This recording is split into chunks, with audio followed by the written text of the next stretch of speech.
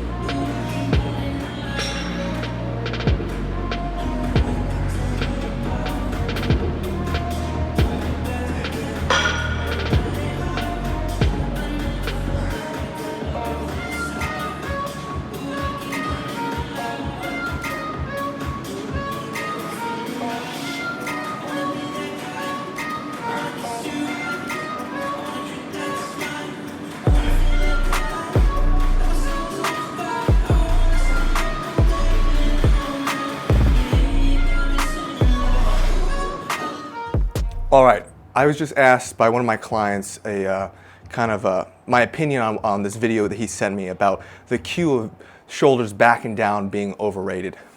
And I have to agree with the video. It can definitely be overrated. The reason though, and a lot of times you'll see this with trainers, and they're trying to sell you on some point, or come out with a big claim on why they're so special, and they start getting rid of cues or talking down on certain cues, like shoulders back and down, or weight on your heels while you squat. And they're not great cues, but they can definitely be used for some people depending on what they have issues with. For instance, if you're squatting and your lifter tends to always go on his toes, and you'd be like, midfoot, midfoot, and he's like, I don't know what the fuck midfoot means. Then you tell him, put your weight on the heels, and he's able to now squat with his midfoot just from that cue, then it's a great cue. But if you cue a lifter to go on his heels, and he tips back on his heels, not a great cue, right? So that's where the art of coaching comes in. Now let me talk a little bit about the shoulder and the scapula, and why something like shoulders back and down may be beneficial and may not be beneficial. If we look at the scapula, our shoulders and our joints are supposed to move, right? There's certain joints, like your shoulder's a ball and socket joint, your elbow's a hinge joint, but then you also have not just the ball and socket joint of the shoulder, but of the scapula, which can move all around. It kind of rotates up and rotates down depending on how we move the shoulder. Now, when we're lifting in things like the squat, the deadlift, and the bench, really all our lifts, we have to create some sort of stability within joints that we don't want to move a ton, right? If I'm benching and my shoulders go from way up here, and then I'm pressing and they're moving all around and about, we're not creating a ton of stability, and therefore we're gonna have a hard time outputting force, right? So then we might cue a lifter shoulders down with the bench press to help them create stability in their shoulder so we can generate a ton of force. All right, let's talk a little bit about shoulders down and back. If I were to really bring my shoulders back, that's going to be retraction. But with retraction comes a certain level of elevation, the way the scapula moves on the thoracic spine. So if I truly retract, it might look something like this, where I'm not just, it's pinching back, but my shoulders are going up too. See, I'm retracting, I'm pinching my shoulders back, but my shoulders at the same time are going up. And with a bench press, I don't really want to do that, because this is what it will look like, right? If I have my shoulders close to my ears, this is not a very stable position. So what I tell a lot of lifters to do is to pull their shoulders down, keep their shoulders down, not back, just down. What that allows your scapula to do, this guy right here, see, that's my scapula, I'm going to pull it down using my lower trap and my lats to create some tension on that scap. And now, but I'm still able to have free range of motion with my humerus, right? What happens in the bench press is that not only is my arm coming across, but I'm also internally rotating. So I need to be able to do both of those while I'm pressing, right? If I go shoulders down and back, look, I'm not gonna get a lot of movement out of my humerus, and you can even see it in my pec. Look how, it's not even flexing, it's not even stimulated. But if I just take shoulders down, keep my chest up, already my pec is slightly contracting. Shoulders down, now as I go through it, I'm getting a lot better contraction out of my pec. It's a more stable position for my shoulder if I just think down, chest up, as I go through that. Your pec, your shoulder, it's supposed to move a little bit. That's okay. We don't want large amounts of movements. A little movement is fine. Now let's talk about something like the deadlift or the squat. The squat, one of the reasons we say shoulders, maybe down and back or shoulders back, is because we want to create a nice shelf on our back for the bar to sit, right? If I'm just kind of like this and the bar is on my back, I'm not going to create a very nice shelf. It's not going to be very stable.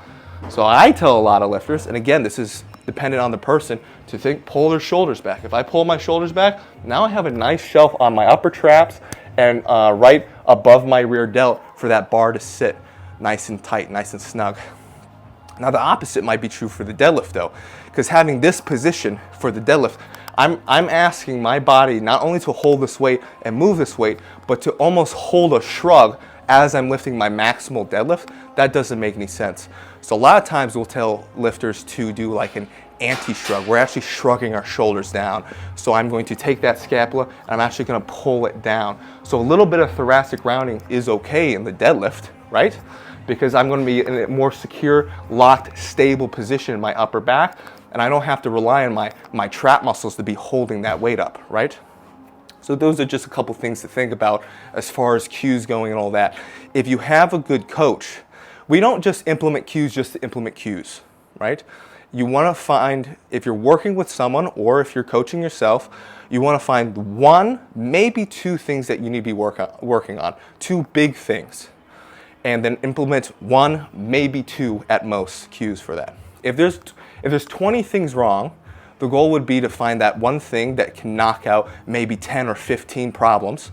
Train that for a while so it's ingrained into your movement pattern so you don't even have to think about it, and then find another cue for another thing, right? If there's 20 things wrong with your bench and you're going like this and they're like one arm's like that, all right, if I can just cue one simple thing, shoulders down, and I'm controlling the shoulders, well now I'm locked in and I can worry about the other things once the lifter can get, and he naturally goes into that shoulder down position, chest up position.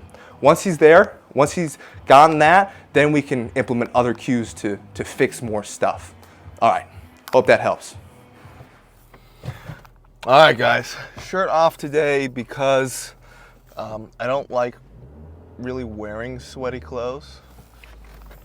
So I usually take, a lot of times you might see me a sweater after a workout. That's because I take my sweaty shirt off and then I throw the hoodie on. And then normally I take my underwear off too. Yeah, I just don't like sit in sweaty clothes. That's why. That, and I've also noticed that when I have my shirt off in the, not that this will probably be the, this probably won't be the thumbnail, but when I have my shirt off in the thumbnail, views keep going up, which is weird. Not that I have a problem with that. I prefer actually training with my shirt off. I prefer to have the shirt off, just because one, I know I look good, but two, I just find it, I literally find it more comfortable. It just feels more comfortable. I feel more in tune. I feel like lifting is a very lifting with barbells and dumbbells is a pretty, new invention. But lifting in general, it's just so, I think it's in our nature as man to try to get stronger, to try to adapt. The strength in general, brute force is just in our nature. So I like to, I feel like I like to be so much more natural. I don't know, within the element. But yeah, different gym today. This is Power Build. It's the original Power Build. It's in Conshohocken, Pennsylvania. And he opened it, like CT Whitney opened it in 2019.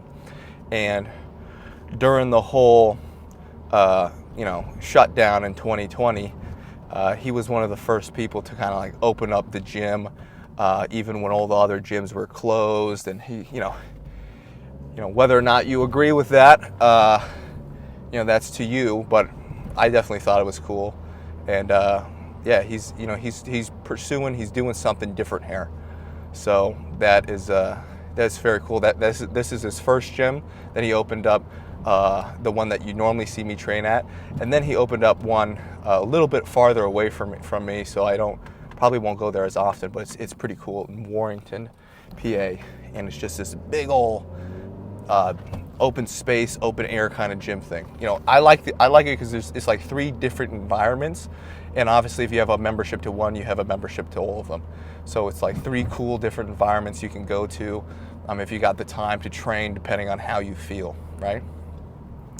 I would like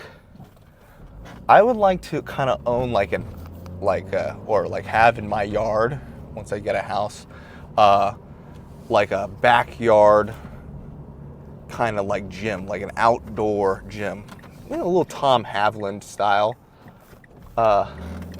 I wouldn't lie if I didn't say that he's an inspiration, a lifting inspiration for me, a strength inspiration for me. I just think the way he trains and his what he does is very cool. So, and he also trains outside. I think it's good to be. I think I probably spend too much time indoors. So if I can find any way to get outside a little bit more, especially during this upcoming summer, I think that'd be very beneficial. Training outside would be dope too, right? What else? What do we want to talk about? Oh, training today. So if I'm going to be honest with myself and I'm going to, look at myself as a coach, I have a tendency to overshoot my RP9s all the time. Like it's such a freaking I need to really make a pact with myself this new year to try to not fail a single rep, and that's going to be more beneficial. I train so close to failure too often, and it's no one's fault but my own, and that it is what it is. I'm still making progress. I'm still making great gains, but I just know it's not. Maybe not necessarily it's not optimal and stuff. It's just I don't need to be doing that. I need, and probably as I get older, the less and less beneficial that will be for me. It's not necessarily bad or worse now, but it's not going to be beneficial as I mature in my training. And I've progressed in lots of things with my training, technique, form, listening to my body, and all that. But one thing I need to do is to figure out kind of where my just kind of where that true RP9 is, and not taking everything to failure. I think with the bench and then the squat, the SSB squat earlier this week, I think with those two things, it's just like, I'm a very explosive athlete. I have a lot of pop. So when I bench, this guy's a twat. When I bench, the first two reps like bam, bam. Oh, he definitely got a third rep in him. And then it like slows down and I get stuck in that same position every time. So it's just, I think I'm much more of an explosive person and maybe a little less of kind of a grindy person. Like I'm not grinding through, other than that 529 bench press in Iceland, I'm not typically grinding through a squat, right? Deadlifts I tend to be able to grind through, but I'm not typically grinding through a bench. Deadlifts I typically am able to grind through, and it's not like I can't grind through a squat and a bench, but every time I do, it's typically I'm losing my technique, and it's probably not adding any extra benefit to my training. It's not like, oh, you got the last rep and it was like a complete grind. It's not like I'm gonna add 5 pounds to my bench because I hit that kind of rep, right? If anything, it's just increasing my fatigue. I will say I probably recover because I've trained to failure for so long before even working with my coach. Again, like I said, I've grown as a lifter, as an athlete, but before that I would hit literally every single set to failure multiple times and things like that. So I probably, more than your average person, can recover relatively quickly after hitting a set to failure, but that doesn't necessarily mean I need to be doing it all the time. So if anything, this rant I'm going on right now is just to tell myself, try to hit every single rep in training. I think that I'm going to write on my whiteboard. That's the goal for this year, is to not miss a rep. And stuff happens. It is what it is, and it's not bad or great. It's not like I, obviously, knock on iron, didn't hurt myself. Everything's fine. I'm very comfortable. It's just I can see the way I can improve could be within that. Like I can improve as a lifter by making sure I get all my reps in. And I just now have to put it in practice, and I have to know too. And I think I did it well a few weeks ago when I hit that 5-plate bench for 2. I knew I wasn't going to get that third because the way that second moved, I knew I wasn't going to get that third, so it was fine. But the way 490 moved today, I was like, I think I got this third in me. Like, I shouldn't say I think. I was like, I got this third in me. I just wasn't able, I think I flared a little too earlier, which is another slight issue on my, I'm looking at the technique. I definitely, sorry if I'm screaming in the mic here. I just talk loud. I definitely flare a lot earlier than a lot of people with my bench, which is fine. That's kind of my technique. That's kind of how I lift. But I could, if I just delayed it for a half a second, if I got like a half an inch more before I completely rotated my elbow out, I think that's why the 475 for 3 moves so smoothly, especially those first 2 reps, is I just kept my elbows at that 45-degree angle as I drove the bar back a little bit longer before I rotated and punched out. And if I can keep implementing that, I think that will be huge. So I should definitely make a note about that too on the bench press. Overall, super happy with how bench moved. Typically, you know, if you guys seen my videos, I don't train with I train raw with bench press. But again, because I have this strongman competition coming up in about a week, and I was dealing with that tendonitis, bicep tendonitis, which is, I would say, 99% gone right now, I wanted to throw on the elbow sleeves just to be extra safe, right? There's no reason to be training. There's very little reason to be training in pain if you don't have to train in pain. You know what I'm saying?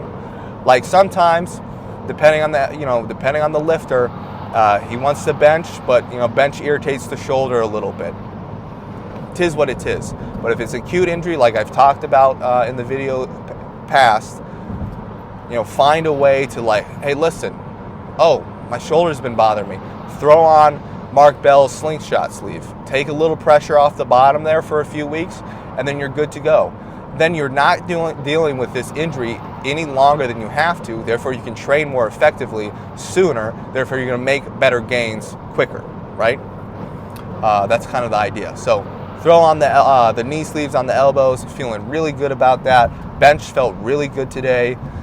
I would have liked the lift off on all of my bench presses, but there was nobody in the gym. I had to run out and get, her name's Paige, the one you saw me give a lift off for 490. I had to run out and get her because I didn't trust anyone else there. She's done powerlifting before. She knows how to give a good lift off. I would have preferred someone a little bit bigger and stronger than her. No offense to Paige, obviously, but even just being taller, it's easier. The leverage is to give a better lift off, or it's just there. Even if you're super strong but you're kind of short, then the leverages aren't as good as being just a taller person to give a lift off. Again, but it's it probably doesn't even make a difference, to be honest with you. All right, what else we got today? Pull-ups, they're supposed to be to the sternum. The intent was to bring them to my sternum, to the chest. They were just a difficile in that sense to bring them to the chest, but they felt good too. So I'm really happy with today, with the training.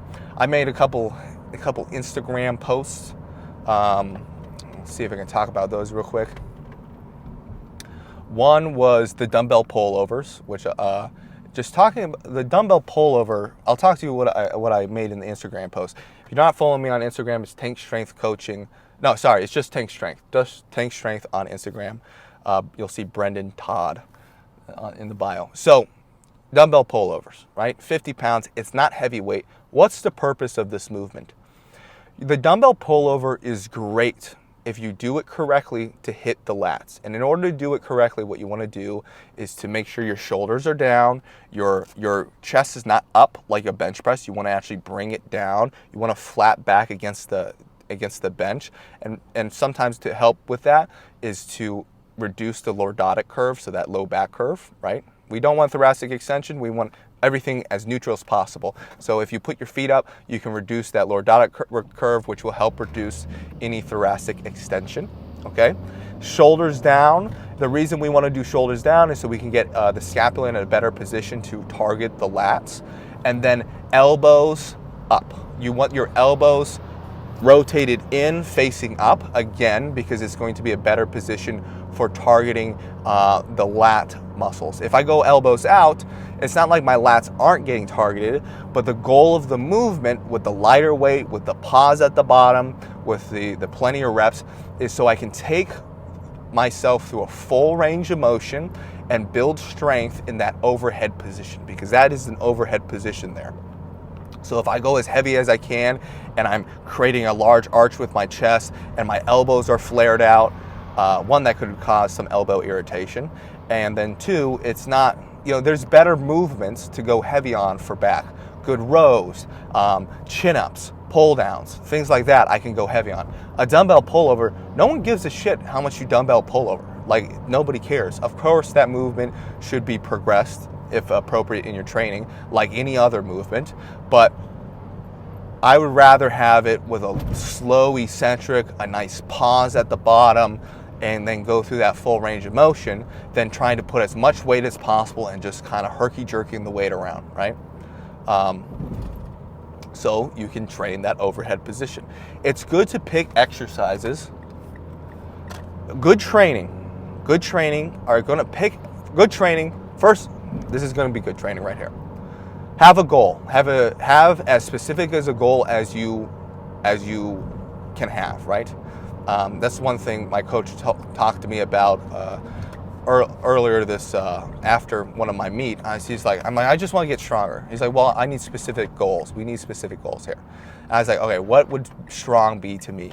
I said a heavy chin up, maybe 200 body weight plus 200, 250 pounds. That's a good goal. I want to be able to press 315 over my head strict. That's a good goal. I want to be able to, and then keep working on my big three: 800-pound squat, 600-pound bench, and 800-pound deadlift. All of that, along with training, I'm training for a strongman meet here, and along with exploring the options of other strength sport. That's kind of like my goals for this year and probably the upcoming year, is those big numbers. And then also I want to continue to explore my options for strength, for that strength sport. So those are my goals. All right, so then my training needs to be based around those goals. So I'm going to have strict overhead presses in my training. I'm going to have bench presses, squats, deadlift, chin-ups, dips, all of these things that are important in my training. Those are, and progress those appropriately. So if those are the big boys, those are the ones that we really care about, everything else should kind of be able to fit to that. If my goal is to have a very heavy chin-up, right? And that's going to be a lot of my upper back training, is that chin-up, pull downs, chin-ups, rows, and things like that. I don't need to go super heavy on a dumbbell pullover. I need to make sure I'm choosing the appropriate weight for the goal. My goal for that dumbbell pullover is not necessarily to try to create as much lat stimulation as possible, because I'm already getting that through heavy rows and chin-ups. My goal for that is to train that lat in a stretched position, so I can make sure I'm keeping healthy shoulders and good overhead mobility as I continue let's see here.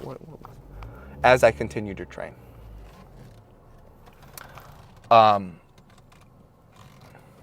So that's the goal with the dumbbell pull-ups. When I train arms, I've had a goal of trying to curl as heavy as possible in the past, and it's not like I can't curl heavy, but sometimes I go a little herky-jerky and my elbow starts irritating me.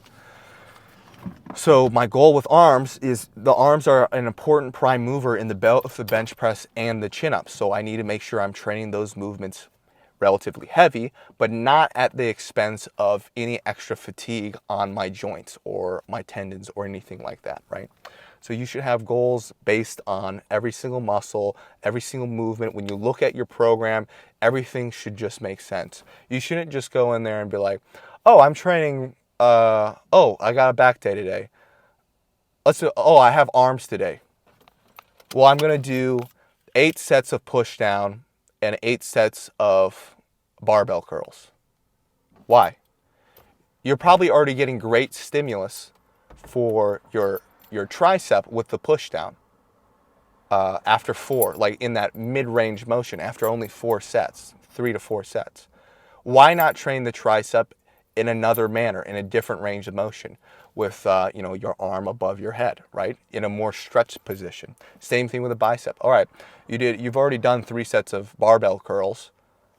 Is adding another 5 sets on top of that going to give you any extra benefit in the stimulation? Probably not. Well, let's take the bicep into a stretch position with an incline bench dumbbell curl. Oh, now I'm going to get that stretched position, a different stimulus to help increase muscular growth, right? So those little things there that can be a benefit to your training. But I would say, to be honest with you guys, I would say that's an extra 20-30% of training. 80% of your training is going to just be go in there, train hard, and progressively overload. That's going to be the biggest bangs for your bucks. If you can get that down, that's most important. Then you can go into kind of looking how to optimize. But then again, if you just work with a coach, you can tick both off, right? Either work with a coach or get very educated yourself, if you got time to do that. All right.